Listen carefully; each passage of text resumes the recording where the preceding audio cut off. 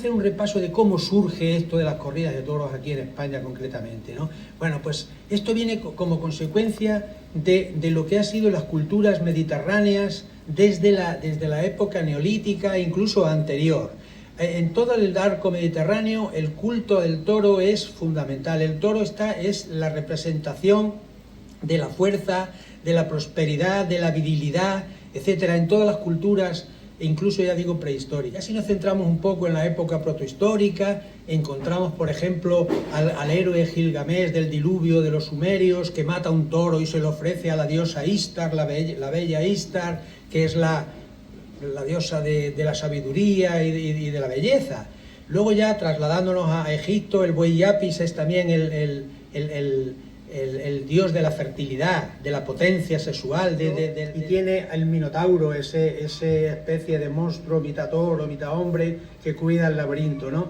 En definitiva, todo ese mundo mitológico, pero curiosamente, cuando cae el Imperio Romano, de todos esos cultos mistéricos que había, en el único sitio donde va a perdurar este culto al toro va a ser precisamente aquí en la península ibérica. Y se va a hacer de una forma muy curiosa, y es con lo que se va a llamar a partir de ese momento la corrida de toros, la tauromaquia. La tauromaquia se había establecido en otros sitios, pero aquí se va a celebrar esa corrida de toros. A partir de la Edad Media, tanto en el mundo cristiano como en el mundo musulmán, nos vamos a encontrar que cualquier celebración, boda, bautizo, comunión, canonización de santos, beatificación de santos, nombramiento de reyes, coronación de reyes, etcétera, fiestas populares, en todos los sitios de España se va a celebrar, curiosamente, cualquier tipo de evento de este tipo con una corrida de toros. Pero esa corrida de toros, los protagonistas son los nobles, los que tienen los caballos, y es una corrida, es lo que se llama el toreo caballeresco. Es una corrida en la que se sacan toros y los nobles, primero con lanza y luego ya a partir del siglo XVI con rejón, abaten ese toro. Los criados, lacayos, súbditos, escuderos, etcétera, de estos nobles van a estar con unos capotillos ayudando a los señores por si el toro se cae, por si el caballo es derribado, etcétera, etcétera. Y todo esto transcurre, y voy muy rápido, durante toda la Edad Media. Llega el siglo XVI, se unifica España con los reyes católicos, y el siglo XVI llega a la Casa de Austria, siglo XVI-XVII, continúa exactamente igual, con la única diferencia, y es que ya hay nobles que incluso hay algunos o prototratados sobre la tauromaquia. Pero llega el siglo XVIII, y voy también muy rápido, y llegan los Borbones procedentes de Francia, y a esto no les gusta, Felipe V no le gustan los toros, y esos nobles que han estado durante todos estos siglos de la Edad Media, siendo los protagonistas de esas corridas de toros, se echan para atrás, abandonan el toreo, pero entonces el pueblo llano, esos lacayos, criados, escuderos, etcétera, que hasta ese momento habían sido simplemente unos apoyos de esos nobles, retoman el sitio de los nobles y comienzan a torear a pie, porque ellos, entre otras cosas, no tienen el dinero suficiente para tener los caballos, ¿no? Y entonces es cuando empieza el toreo a pie. Estamos hablando de 1730, 1740 aproximadamente. A partir de ese momento empieza el toreo al pie, en el que el protagonista es un individuo del pueblo que coge esta profesión como una cosa al principio para vivir, pero que poco a poco, como va teniendo un éxito rotundo, se convierte incluso en el héroe de las masas. Y fijaros un detalle muy interesante: en el siglo XVIII hemos dicho que los Borbones, los reyes Borbones, son antitaurinos, y curiosamente los ministros, que todavía no se llamaban ministros en esa época, son los famosos ilustrados, todo para el pueblo, pero sin el pueblo es tonto, nosotros somos muy listos y le decimos lo que tiene que hacer. Pero curiosamente, a pesar de eso, es tanta la pujanza, es tanta la fuerza que tienen esas corridas de toros, que ahora ya son a pie, que estos mismos ilustrados se rinden, entre comillas, y son los que empiezan a fomentar en la tauromaquia. Se crean las famosas plazas de beneficencia, es decir, con plazas específicamente dedicadas a la tauromaquia. Al principio, cuando nace ese toreo a pie, es un toreo absolutamente rudimentario, no está estipulado, no se sabe lo que va a hacer, porque claro, vienen del toreo caballeresco que lo único que consistía es que el noble a caballo alanceaba o rejoneaba. Claro, cuando este toreo caballeresco desaparece, algunas reminiscencias de ese toreo permanecen. ¿Y en qué permanecen? Bueno, pues permanecen por una parte en que hay unos individuos que van a llamarse al principio valilargueros y luego picadores, que incluso van a ser, por decirlo de alguna forma, los sucesores de aquellos nobles y por eso siguen vistiendo con oro en lugar de con plata, como hacen los subalternos. Y luego también, lógicamente, la suerte del rejoneo.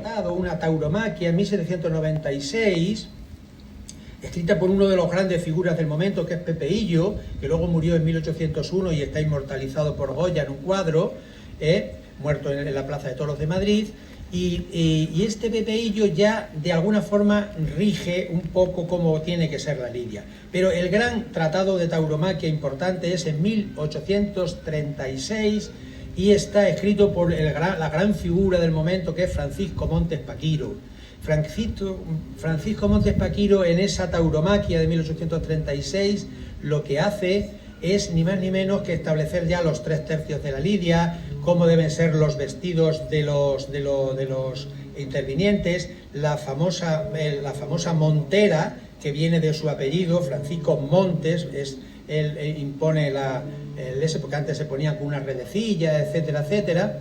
En definitiva, va organizando la tauromaquia. Y luego ya, lógicamente, a partir de ese momento, 1835 aproximadamente, fijaros, en 1836, curiosamente, cuando se establece esta tauromaquia, estamos ni más ni menos que durante la Primera Guerra Carlista. Es decir, que España está en guerra, unos contra otros, pero aún así los toros son importantísimos. Y de hecho, desde esa época, incluso desde antes, los toros van a entrar en la política de tal forma que los diversos partidos políticos, los múltiples pronunciamientos que hay durante todo el siglo XIX, parte del XX, etcétera, que todo el mundo sabe que cambiaban los gobiernos como consecuencia de esos pronunciamientos, cada uno de esos partidos tiene a un torero como estandarte. Por lo tanto, los toreros se convierten en los grandes líderes, en las grandes estrellas, como ahora pueden ser pues, los futbolistas o los cantantes de moda, ¿no? Los toreros eran los líderes de la sociedad, porque la corrida de toros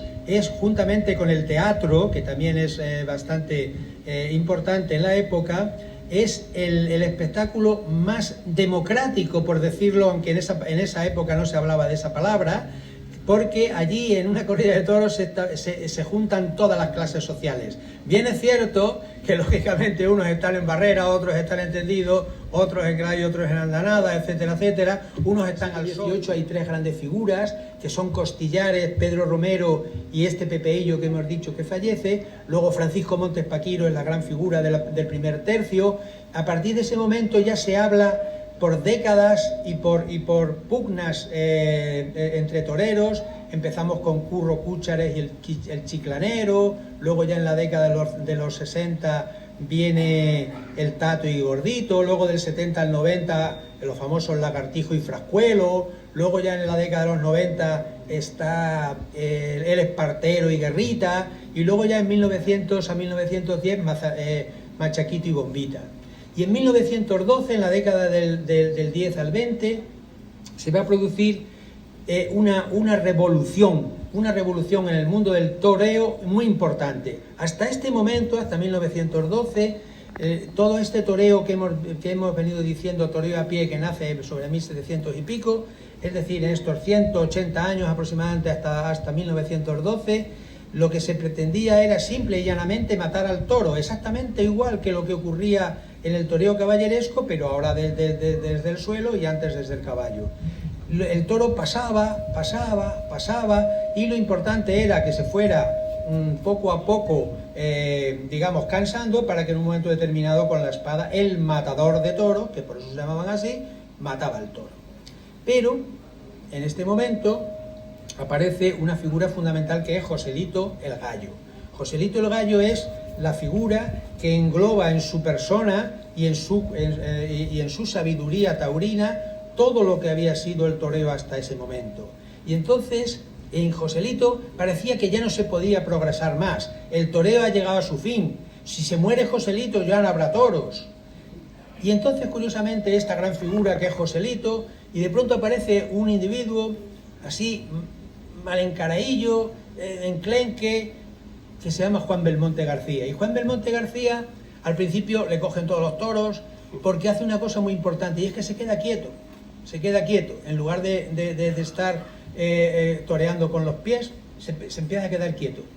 Y Joselito, que dice, pero bueno, entre comillas, este pelana que acaba de aparecer por aquí, ¿cómo hace esta cosa y se queda quieto? Pues yo también me voy a quedar quieto. Y no solamente se queda quieto Joselito, sino que además empieza a ligar y inventa el toreo en redondo. Es decir, a partir de ese momento, el toro ya no va a pasar y va a volver a pasar, sino que el toro va a ir por donde quiera el torero. Y el toro se va a quedar colocado para el siguiente pase y por lo tanto se va a producir la ligazón.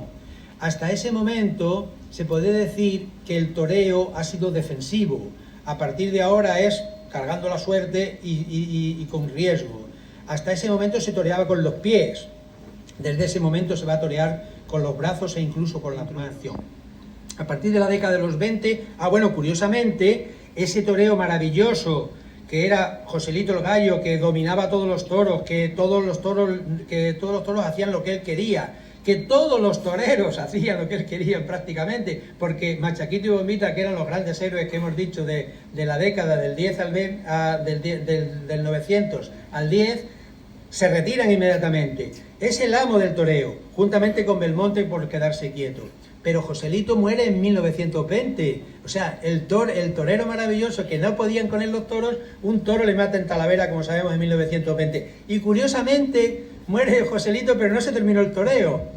Y Belmonte, en cambio, que era el que parecía que le iba a coger un toro en cualquier momento, no solamente no muere, sino que al final, en 1962, se suicida él ya harto un poco de la vida y tal y cual, y de que no había triunfado, de que no había muerto en una plaza, por decirlo de alguna forma, según muchas afirmaciones. Y él se suicida con una bala muy pequeñita, y se pega un tiro en 1962, y hay un poeta granadino muy bueno, Benítez Carrasco, que dice: ¿cómo pudo, con un torero tan grande, un torillo tan menudo? La bala. En definitiva, lo que digo es que se produce esa revolución. En 1920 hay seguidores de esta nueva revolución: Chicuelo, Marcial, tú eres el más grande, Gitanillo de Triana el primero, etcétera, etcétera. Y luego ya se consolida después de la desgraciada guerra civil, con Manolete, con Pepe Luis Vázquez, etcétera, y luego ya todos los toreros que hemos conocido, Antonio Ordóñez, la década maravillosa de los 60 con Paco Camino, el Viti, la aparición extemporánea del cordobés, pero también muy interesante, y ya todo lo demás. El toreo nace, por lo tanto, el toreo como hoy lo conocemos, nace en esta revolución de 1920 y tiene una influencia fundamental en la historia del toro, no del toreo. Para la tauromaquia, y si no hay tauromaquia no existe el toro de Lidia, esa condición de este animal tan curioso, ese toro tiene una característica, y es que en cuanto le reducen los espacios y pasa del ancho campo a una plaza de toros, se va a lanzar a todo lo que se mueva. Y esa condición es la que hace que valga para este espectáculo que es la corrida de toros. Pero no se necesitaba en el toreo caballeresco una preselección. Cuando empieza el toreo a pie, de forma incipiente se van incorporando nuevos tipos de pases, se va incitando también a que haya un cierto orden en la lidia. Sobre todo, como tiene tanto éxito ese toreo a pie que nace en el siglo XVIII y que ya hemos dicho que incluso los ilustrados empiezan a hacer plaza, hace que algunos de estos individuos que antes se dedicaban a tener esas vacadas reales o de los nobles, eclesiásticos o laicos, digan: pues yo voy a intentar hacerme con este negocio y voy a intentar que mis toros sean comprados para ir a los diversos eventos. Cuando un ganadero intenta que sus toros se distingan de los demás, pues se está consiguiendo lo que se llama una casta. De tal manera que a partir de ese momento los aficionados de la época, del siglo XVIII en este caso, van a saber que hay unos toros que hacen una cosa, otros que hacen otra, otros que hacen otra, etcétera, etcétera. Y en ese momento es cuando nacen las 7 castas fundacionales. Estos toros se distinguen de los demás? Bueno, pues se distinguen de los demás por dos características fundamentales. La primera es el aspecto externo, es decir, si tiene una capa determinada de pelo, si tiene los cuernos muy grandes o muy pequeños, si los tiene para arriba, si los tiene para abajo, si tiene mucha badana, etcétera, etcétera. El aspecto externo, por lo tanto. Y el segundo, y el más importante, por supuesto, es el comportamiento durante la lidia. Es decir, si es muy peligroso, si son muy bollantes, por el contrario, si duran mucho, si duran poco, etcétera, etcétera. Con esa combinación de el aspecto externo y el comportamiento durante la lidia, se consigue que haya una diferenciación clara entre unos toros y otros. Y esos son las 7 castas fundacionales. En 1920, de esas 7 castas, prácticamente va a quedar solamente una en vigor, que es la casta Vistahermosa. Las 7 castas son la casta Morucha castellana, la casta Navarra, la casta Gijona y de la Tierra, la casta Cabrera, la casta Gallardo, la casta Vázquez y la casta Vistahermosa.